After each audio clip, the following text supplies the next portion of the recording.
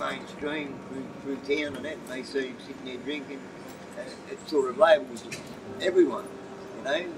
I don't sit there, you know, shoot up in front of people, and, you know, like a lot of people, you know, they understand, but a lot of other people have got the wrong perception,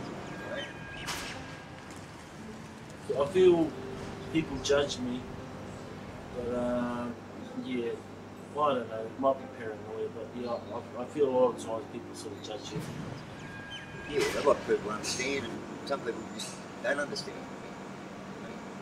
My first 3 weeks on the streets, some other person had rocked up I didn't know, you know, and he had mental health problems, schizophrenic, and that, so he was a bit of a time bomb, ready to go off, and I was asleep, and he actually bashed and robbed me, and I woke up in hospital 3 weeks later, and he came with a bleed on the brain and the front spot, and so I had to learn to walk again.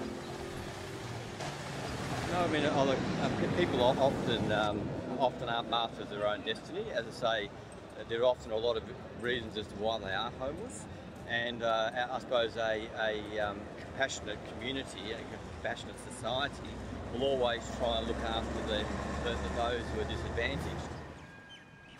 Sometimes, you know, it only takes a few traumas to, you know, put you in that situation. They didn't really ask, you know,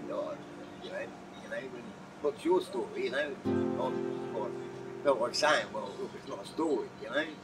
It's just, you know, it's what's happened to me in life, you know?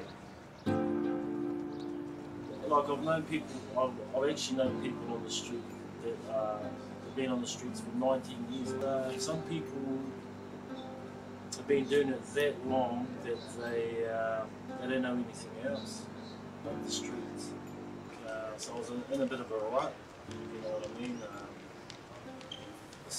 Yeah, I suppose you start getting a bit comfortable in your surroundings, like you do the same things day in, day out. It was very hard, I must say. Well, there's 3 recognised tertiary terms of homelessness. So there is one that is sleeping in, say, a rooming house or a boarding house with no real security of tenure, no lease. There's one that is sort of couch surfing and popping between mates' houses until you burn all your bridges. And then there's rough sleepers. So, but they're all 3 of them categorised as people that are homeless. But there is more and more people that are leaving the rooming house, privately run rooming houses, to head to the streets.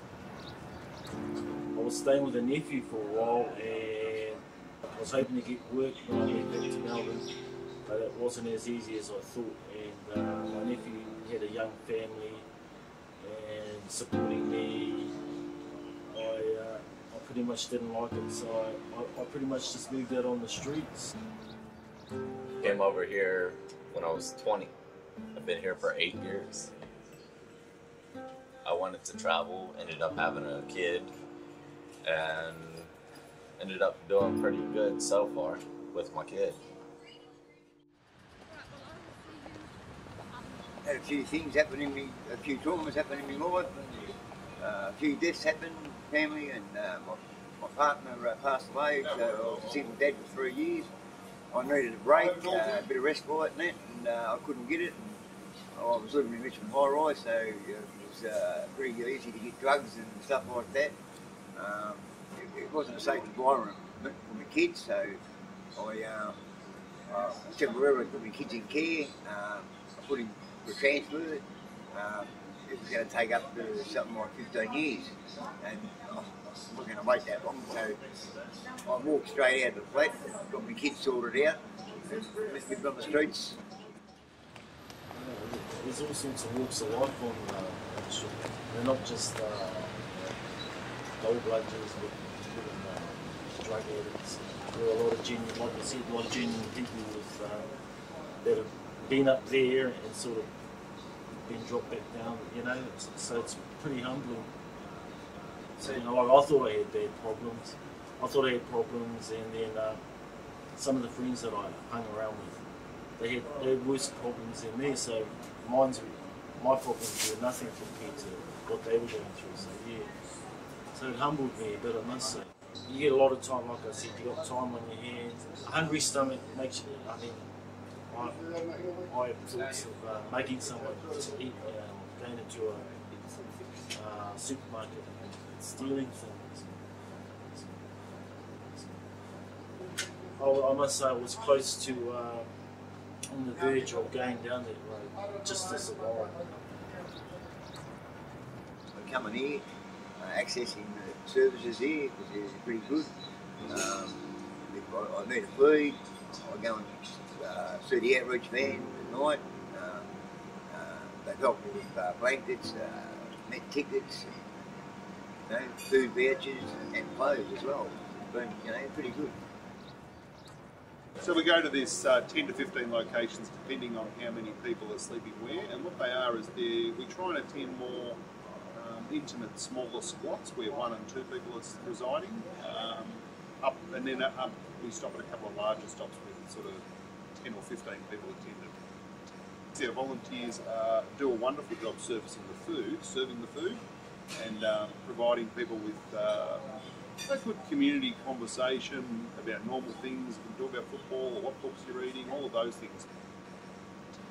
So what we're about is we're trying to monitor the homelessness subculture in the evening. So we need to know who's newly arrived on the streets, whose mental illness is deteriorating, whose addictions are increasing, and whose safety is being compromised.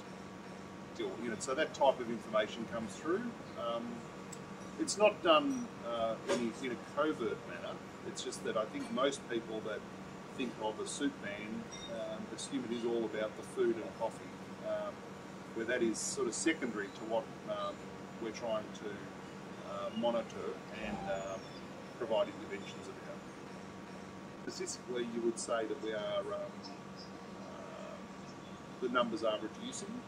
The latest census was conducted only in April this year, and that's probably the most accurate count we have of people on our streets. And the numbers are suggesting they are reducing, but certainly not at a rate that a rich community like ours would see as acceptable. So I started coming to salvos and that, and trying to get off the streets and that. They've helped me quite a bit. The Salvation Army has been a great support for me, and I feel a lot of my friends as well. If I hadn't accessed Salvation Army, I'd probably be dead, I suppose. Yeah, so they've helped me quite a bit. So far, my prospects have been very good when it comes down to the salvos helping me. They don't sit there and say, "Oh, sorry, we can't help you today." They sit there and they help you with whatever problems you have. You have to have friendship, or you have to have people to talk with. That was one of the big things for me, was companionship. It was mentally, it wasn't good for me to walk around. I'd start thinking too much, if you know what I mean. I like to think I got to know some good people. Yeah, they showed me the right way. They're not all as bad as people portray them to be. There's a lot of good souls out there. They got a priority housing application. It's taken probably about 12 months, and I've finally got myself a studio apartment now, and everything's worked out good. The only other thing is my kids, getting my kids back, because DHS has stepped in and thought that I was going to go down the hill, hit the grog and all that, but I haven't had a drink for 5 years now, But, the big issue was mainly housing of that. But once all that got sorted out, then life changed me. Yeah, it's starting to look up again.